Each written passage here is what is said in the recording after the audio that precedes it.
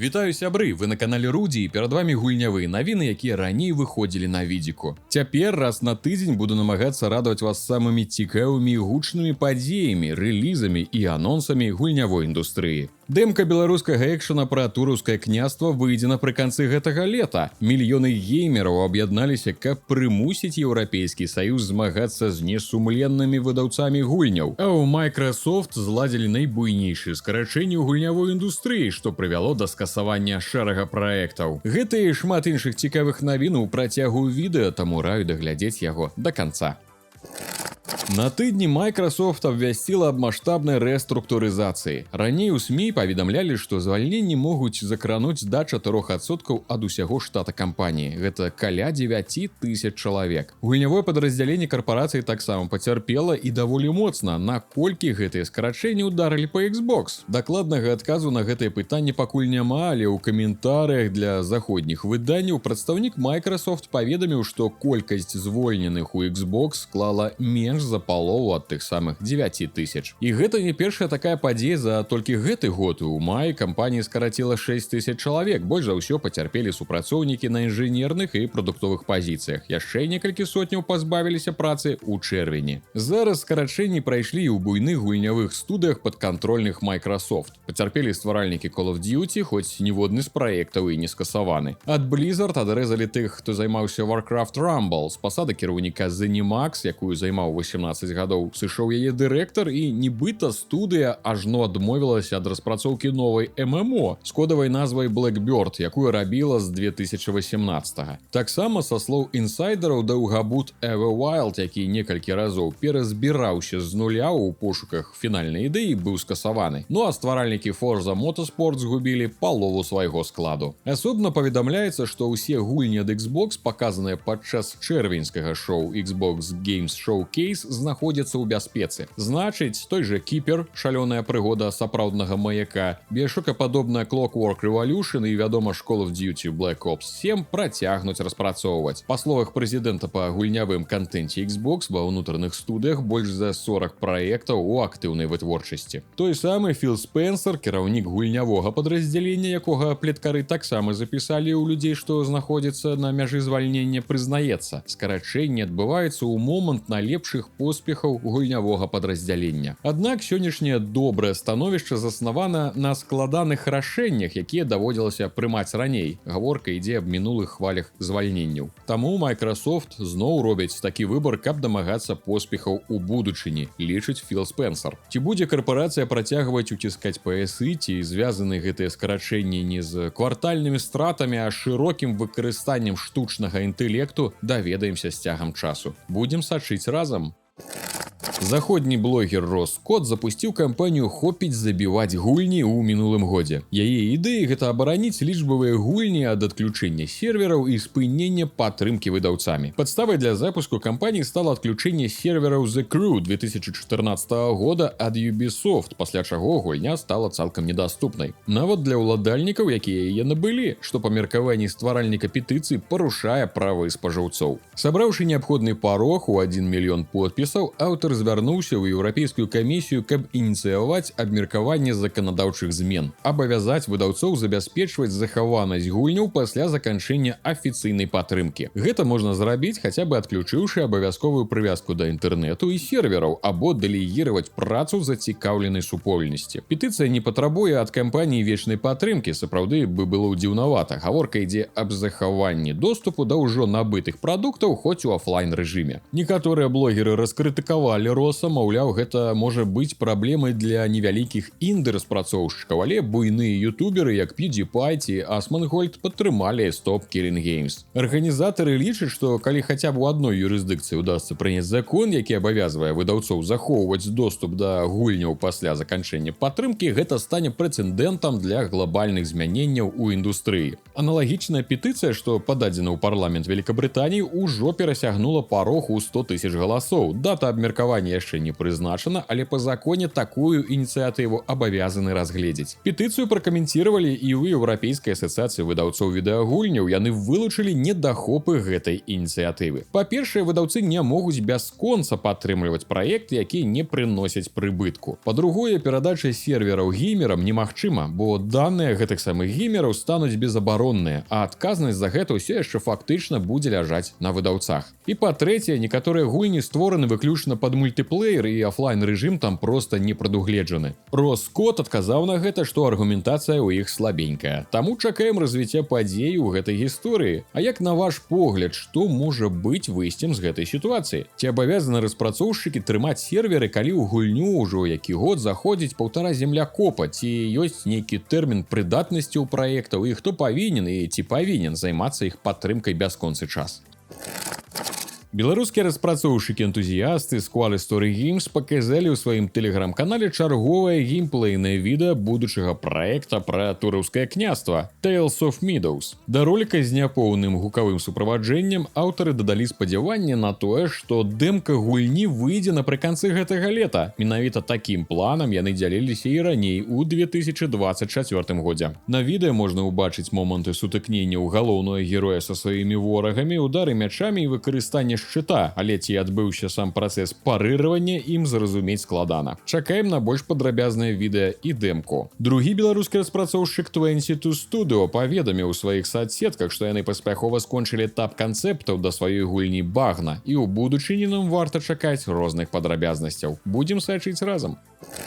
Прыкладныя продажы нядаўнага рэліза Death Stranding 2 on the Beach склалі каля 1,5 мільёна копій па стане на канец чэрвеня. Колькасць менавіта фізічных копій у Еўропе ніжэй, чым у першай часткі, а ў лічбе вышэй, адзначылі спецыялісты аналітычных цэнтраў. Зразумела, гэта звязана з агульным зніжэннем попыту на дыскі ў параўнанні з 2019 годам, калі выйшла арыгінальная гульня. Студыя Кадзімы і кампанія Sony пакуль афіцыйна не паведамлялі аб лічбах стартавых продажаў, але ж і паказчыкі першай часткі на рэлізе таксама дагэтуль невядомы, а агулам за 6 гадоў напрадавалі накладам у 20 мільёнаў экземпляраў. Рэліз смяротнага выкіду 2 адбыўся 26 чэрвеня выключна на PlayStation 5. Сярэдняя адзнака гульні на OpenCritic складае высокія 89 балаў са 100. Сам жа Хідеа Кадзіма застаўся задаволены такімі лічбамі, але ж па яго завярэннях хацеў бы, каб яна спадабалася не ўсім. Нават пасля апошніх пазітыўных тэстаў перад рэлізам рабіў нейкія выпраўленні ў сюжэце, бо ўсім вельмі зайшло. Я, як і многія ПК-геймеры, чакаю яе на камп'ютарах, рэліз на якіх будзе, але пакуль невядома калі. Магчыма, што гэта здарыцца да новага года. Прагныя да скандалаў карыстальнікі соцсетак выявілі ў новай польскай навуковай фантастыцы The Alters прыкметы выкарыстання штучнага інтэлекту, праз што, вядома, у інтэрнэтах у некаторых карыстальнікаў здарыўся пажар. Супрацоўнікі 11-біт Studios паспяшаліся пракаментировать знаходкі. Па іх словах, матэрыялы, згенераваныя нейрасеткамі, выкарыстоўваліся толькі ў ходзе вытворчасці, прычым у абмежаваным аб'ёме. У прыярытэце у каманды заўсёды было глыбокае, створанае ўручную апавяданне. Падчас распрацоўкі адзін з дызайнераў у якасці заглушкі размясціў зроблены нейрасеткай тэкст на тэкстуры. Тая трапіла ў фінальную версію The Alters па недаглядзе. Студыя ўжо пераканалася, што гэта адзінкавы промах і збіраецца замяніць гэты маленькі кавалачак. Акрамя таго, на фінальным этапе вытворчасці ў гульню дадалі некалькі ліцэнзаваных фільмаў, якія альтары глядзяць у зоне адпачынку. Фільмы гэта даволі гучна сказана, хутчэй невялікія ролікі. Гэтае відэа трэба было аператыўна забяспечыць перакладамі на розныя мовы, каб укласціся ў тэрміны, калектыў звярнуўся да дапамогі штучнага інтэлекту. Бо спачатку ўвогуле планаваўся толькі англійскі тэкст. Выпраўленыя жа кавалкі, створаныя пры ўдзеле агенцтваў па лакалізацыі, ужо укараняюцца ў гульню. Паміж тым, агляд вельмі някепскай The Alters можна паглядзець тут на канале Рудзі.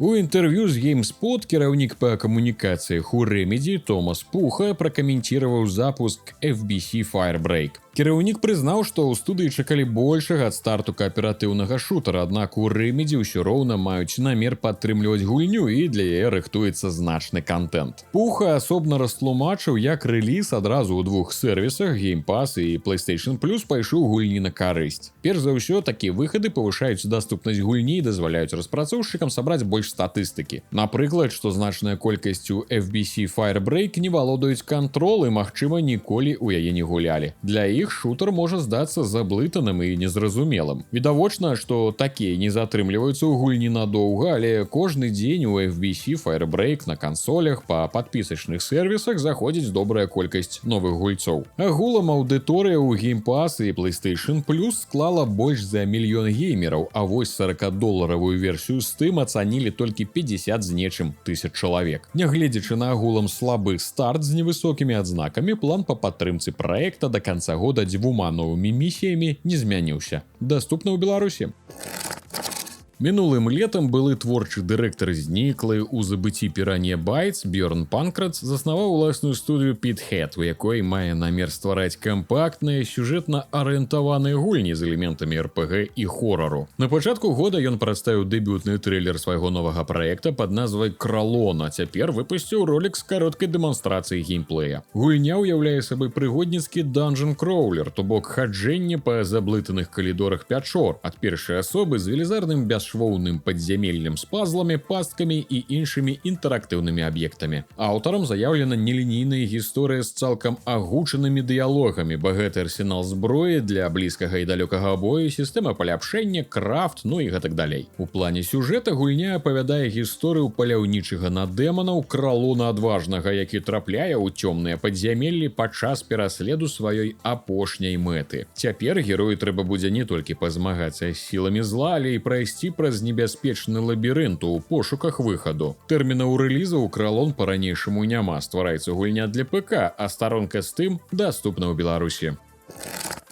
На пачатку месяца быў выпушчаны рэмайстер арыгінальнай Warhammer 40 000 Space Marine 2011 года, які анансавалі толькі ў маі. Да няшчасця для распрацоўшчыкаў перавыданне зусім не набыло папулярнасці, набраўшы менш за 100 у асноўным адмоўных водгукаў у Steam, усяго 33% пазітыўных са 100. Аўтары абвясцілі аб глобальным вяртанні сродкаў. Аж да вечара 10 ліпеня геймеры могуць вярнуць сабе грошы незалежна ад колькасці праведзеных у гульні гадзін. Сярод недахопаў гульцы часцей за ўсё адзначаюць менавіта завышаную цану ў ажно $40, бо на іх думку рэмайстер больш цягне на стандартны патч без якіх-небудзь значных паляпшэнняў. Аўтары ўлічылі атрыманую крытыку, а таму ў бліжэйшыя тыдні яны плануюць выпусціць некалькі абнаўленняў з дапрацоўкай геймплея і інтэрфейсу, а таксама з ліквідацыяй вядомых багаў. Гульня дагэтуль даступна ў Steam, а таксама ёсць па падпісцы Game Pass, дзе за яе не трэба выкладаць такія шалёныя грошы.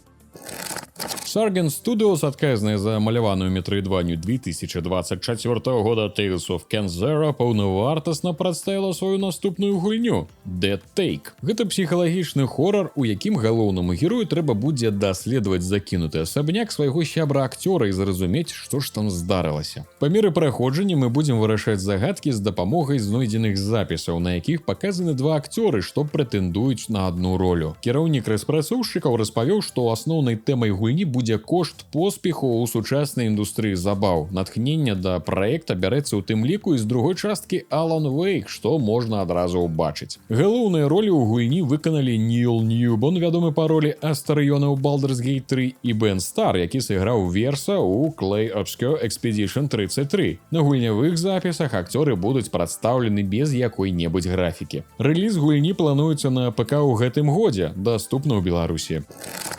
Arrowhead Game Studios анансавала праз 1,5 года ад сусветнага рэліза Helldivers 2 для Xbox. Рэліз прызначылі на 26 жніўня. На працягу ўсяго свайго існавання шутер рэгулярна атрымліваў як кантэнтныя абнаўленні, так і патчы паменш. З апошніх можна адзначыць з'яўленне новай фракцыі праціўнікаў і абарону суперзямлі. Вы хацелі новых дэсантнікаў, мы дадзім вам новых дэсантнікаў, заявіў творчы кіраўнік гульні. Ён распавёў, што выпуск праекта на новай платформе важная вяха для каманды. Таксама босс заклікаў дапамагаць пачаткоўцам, якія хутка ўступяць у шэрагі пякельных дэсантнікаў у імя дэмакратыі. Важна адзначыць, што што гульня не з'явіцца па падпісцы Game Pass, і ў бліжэйшыя часы, са слоў прадстаўніка распрацоўшчыкаў, такое пытанне нават не разглядаецца. Цікава, ці ёсць сярод гледачоў тыя, хто чакае дэсантнікаў суперзямлі для Xbox і дагэтуль не згуляў у іх на ПК.